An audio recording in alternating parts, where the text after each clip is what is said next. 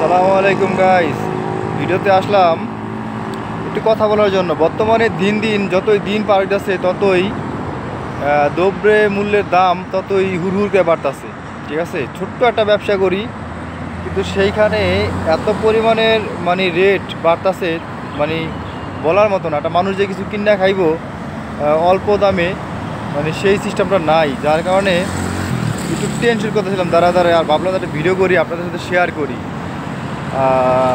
রাস্তার পাশে দাঁড়ায় রয়েছি, দাঁড়ায় কথা বলতেছি। তো দেখেন, বর্তমানে দেশেও কিংবা বিদেশে প্রত্যেকটা জায়গায় সব জিনিসের দাম ঊর্ধ্বমুখী। ঠিক আছে, তো পাবলিক কি করব বুঝি না কিছু। চলবো হয়তো বা, কিন্তু অনেকের যারা অল্প টাকা ইনকাম করে, অল্প পুঁজি যাদের আছে, তারা হয়তো বা ওরকম ভালোভাবে হাইলাইট করতে পারবে না, ভালোভাবে খাওয়া দাওয়া যে খরচ এটা হয়তো মিটাতে পারবো না। কিন্তু কষ্ট হয়ে যাবো, সাধ্যের বাইরে যাবো অনেকের, যেইভাবে সব জিনিসের দাম বাড়তেছে।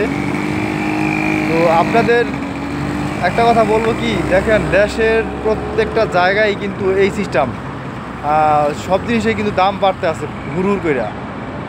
মানুষ কি করবো আমি বুঝি না কিছু। তো আমি খুব টেনশন করে গেলাম, কাজে এত দাম বাড়তেছে, মানুষ কি করব। অনেকের কাম কাজ নাই, প্রবাসে অনেকেরই কাম কাজ নেই, তারা কিভাবে চলবো আমি এই চিন্তা করলাম। তো দাঁড়ায় রয়েছি, ভাবলাম যে একটা ভিডিও বানাই আপনাদের জন্য। তো কার কার এটা মনে হয় যে দামটা কমানো দরকার, অবশ্যই কমেন্ট করবেন। প্রত্যেকটা জিনিসে, একটা জিনিস না যেটা দাম শুধু বাড়তি, প্রত্যেকটা জিনিসের দাম খুব বাড়তি। তো অবশ্যই কমেন্টে জানাবেন এবং ভালো থাকবেন সবাই। আজকে ছুটির দিন ঘুরতে বেরোলাম আর আপনাদের জন্য একটা ভিডিও বানায় ফেলাইলাম।